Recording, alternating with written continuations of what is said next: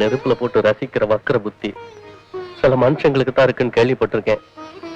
அப்படி ஒரு அநியாயத்தை உன் வாழ்க்கையில இந்த தெய்வமே பண்ணிடுச்சேன்.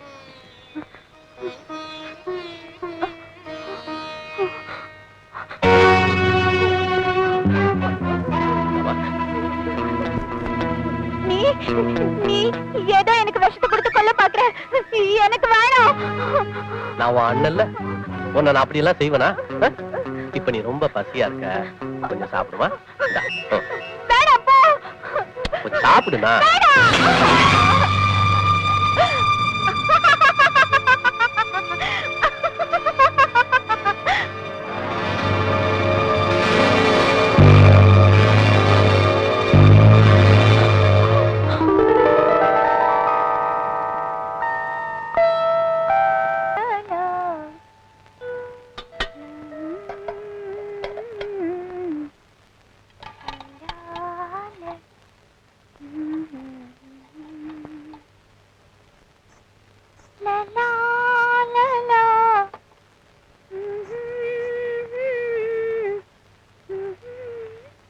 அண்ணே, அண்ணே,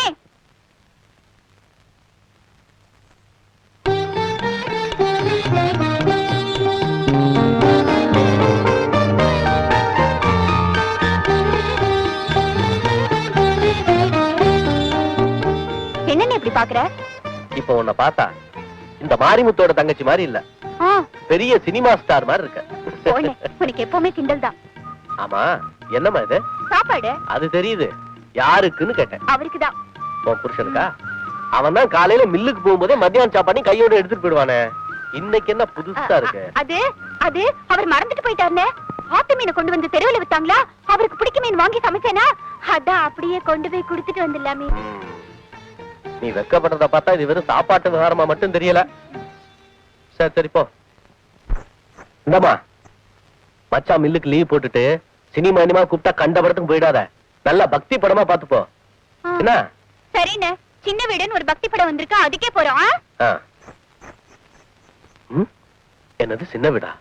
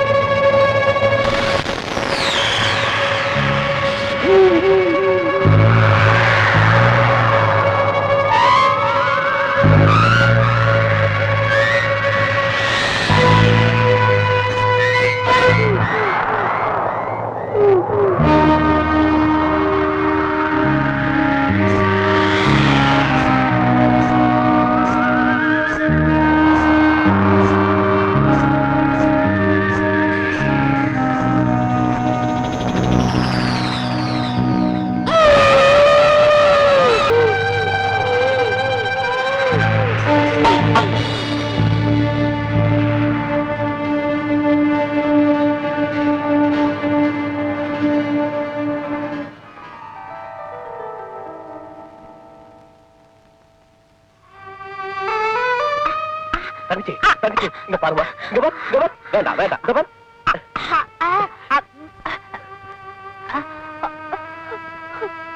நான் சொல்றது கேளுமா.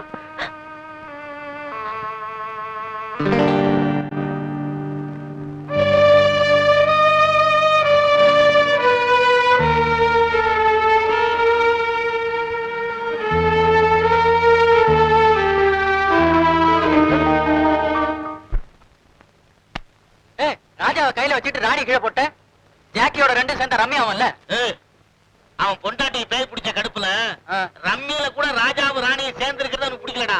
சரிதான் போடுறா. பழனிசாமி நீ ஆடுற.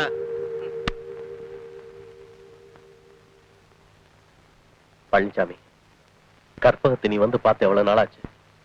மனநிலை சரியில்லாம இருக்கிற இந்த நேரத்திலையும் அவளுக்கு ஓ நினைவு மட்டும் எப்போ இருந்துகிட்டே இருக்கு. மன்னிக்கணும், எனக்கு கற்பகங்கிற மனைவி இருந்தது உண்மைதான். ஆனா அவளை என் மனசால விவாகரத்து பண்ணி ரொம்ப நாளாச்சு. பழனிசாமி, என்னப்பா இப்படி ஒரே அடியா உறவு முறிச்சு பேசுற? ஒரு நாளாவது ஒரு சந்தோஷத்துக்காக வாழ்ந்தவன் என் தங்கச்சிங்கிறது ஞாபகத்துல இருக்கட்டும். அதுக்காக பிறந்ததுல இருந்தே இந்த உடம்போட ஒட்டி இருக்கிற கைகாலுக்கே ஒண்ணுன்னா வெட்டி எரிஞ்சிடறான். என்னமோ பாதியில வந்த பொண்டாட்டியை பத்தி பெருசா பேச வந்துட்டியே. மாறி முத்து, அவளை என் தாரமா ஏத்துக்க தயாரா இருக்கேன், ஆனா பாரமா ஏத்துக்க முடியாது. ஏப்பா, உன்னை என்ன உடம்பு சரியும் இல்லாம இருக்கிற என் தங்கச்சிக்கு வந்து பணிவிட செய்ய சொல்றனா, இல்ல அங்கங்க கடன் வாங்கிட்டு வந்து அவளுக்கு வைத்தியம் பார்க்க சொல்றனா? தாலி கட்டின தோஷத்துக்கு 2 நாளைக்கு ஒரு தடவை வந்து அவளை பார்த்துட்டு போனா அவ மனசுக்கு ஆறுதலா இருக்குமே தான் சொல்றேன். ஏய், சும்மா வளவளன்னு பேசி நிக்காத. நான் ஒரு மாதிரி, அப்புறம் நீ ஊர்க்காரங்க மத்தியில் அவமானப்பட வேண்டியது வரும். ஜாக்கிரதை. ஏய், சீட்டை போடுறா. பழனிசாமி, மருவத்தூரால சாட்சியா வச்சு நடந்த கல்யாணம் பாயுது, அதுக்கு நீ தர்ற மரியாதை தானா? ஏய், இந்த மேல் மருவத்தூர் அம்மை அப்படி இப்படின்னு சென்டிமெண்டா பேசி என் மனசை மாத்திரலாம்னு நினைக்காத. அந்த மேல் மருவத்தூராலே வந்து நேர்ல நின்னு சொன்னா கூட நான் உன் தங்கச்சி ஏத்துக்க முடியாது. ஏய், சீட்டை மறுபடியும் கலச்சு புதுசா போடுங்கடா.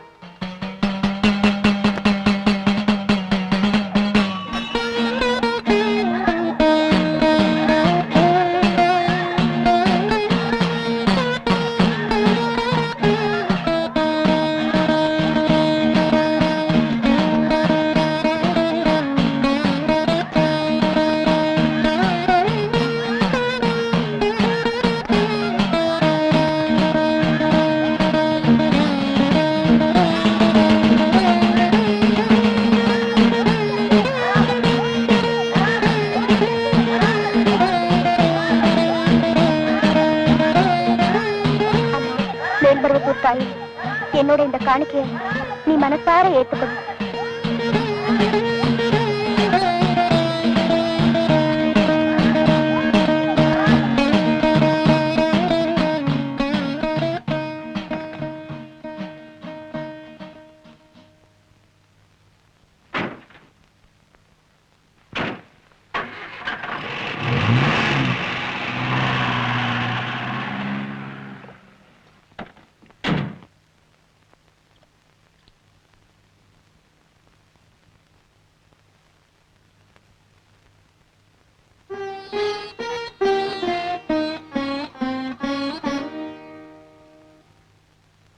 கற்பகம்,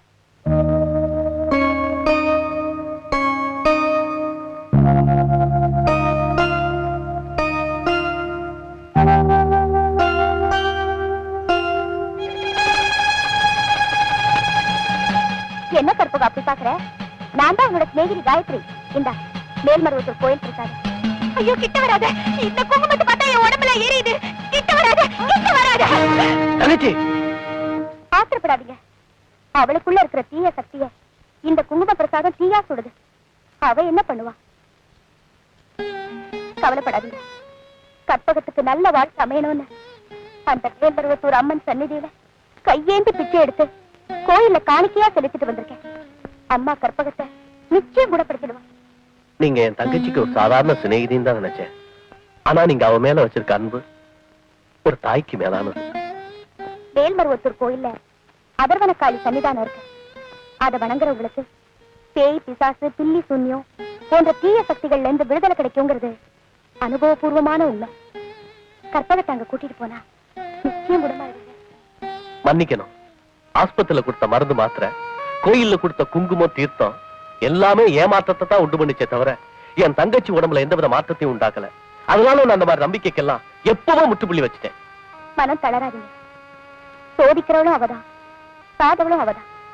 காலம் வரும், உங்க கவலை எல்லாம் தீரும்.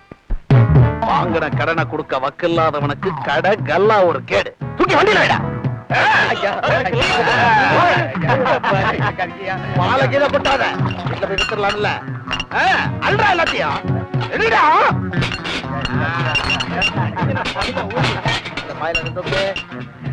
துணி வச்சு எடு, கை போடும்.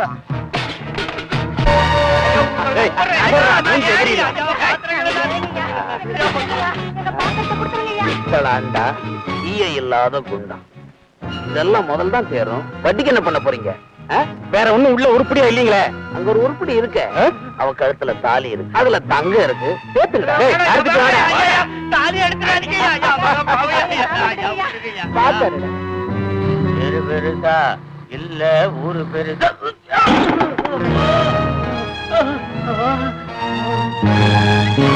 அம்மாவா அம்மா? ஏண்டா வாங்கின கடனை உங்க ஆத்தாள வந்து குடுப்பா? கம்மனாட்டி.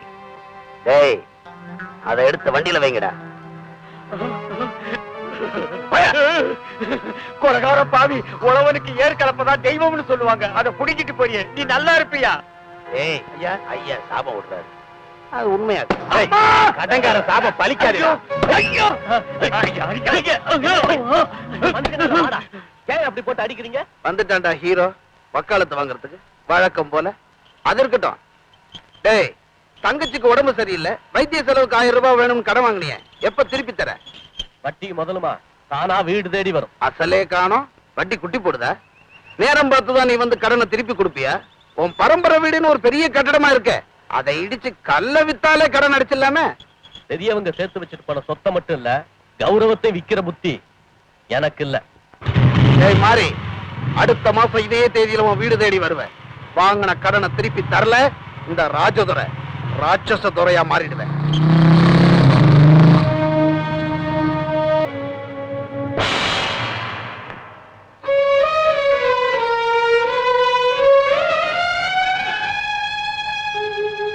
தங்கச்சி, தங்கச்சி,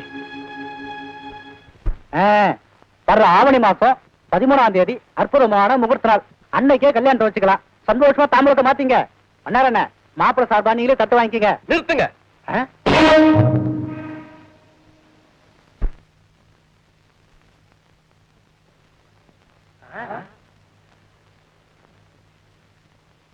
ஏயா, நீங்க எல்லாம் பெரிய மனுஷங்க தானே? உங்க வீட்டுல பொண்ணு பிள்ளைங்க இருக்குல்ல, ஒரு பாவம் மரியாதை என் தங்கச்சி ஒதுக்கி வச்சுட்டு இறக்கமே இல்லாம அவன் தான் 2வது கல்யாணம் பண்ணிக்க துணிஞ்சிட்டான்னா அவனுக்கு பொண்ணு கொடுக்க உங்களுக்கு எல்லாம் எப்படி மனசு வந்துச்சு? இதுதான் அவனுடைய மூத்த சம்சார கற்பகம். என் தங்கச்சி கைலாசம் மூத்த மனைவிக்கு பேய் பிடிச்சிருக்கு, ஊரறிய ஒதுக்கி வச்சிருக்குன்னு சொன்ன அந்த பொண்ணு மகாலட்சுமியாட்ட நல்லா இருக்கையா? அந்த பொண்ணுக்கு என்னையா குறைச்ச? பிடிச்சிருக்கிற போய் ஸ்ட்ராங்கா இருக்கும்னு நினைச்சேன். இப்படி கமிஷன் வாங்க நேரத்துல காலவாரம் தெரியாம போயிடுச்சு. ஒன்ன மாதிரிதாயா இந்த ஊர்ல இருக்கிற எல்லா பயல்களும் என் தங்கச்சி ஒரே அடியா போய் சேர்ந்துருவான்னு நினைச்சானுங்க. ஏதோ அந்த மருவத்தூர் அம்மா கருணையால மறுபடியும் இவளுக்கு இந்த வீட்டுல அடி எடுத்து வைக்கிற பாக்கியம் கிடைச்சது.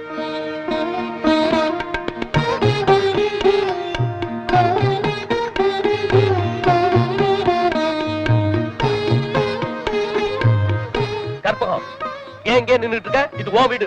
உன்னை தடுத்து நிறுத்துற யோகியதை இங்க எவனுக்கு கிடையாது. உள்ளவா.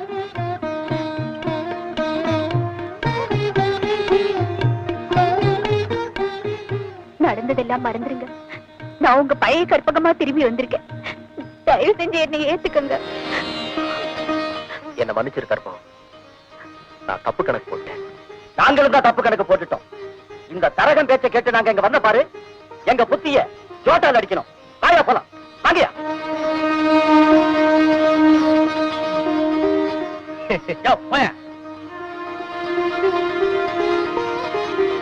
கற்பகம், நான் போயிட்டு அப்புறமா வரேன்.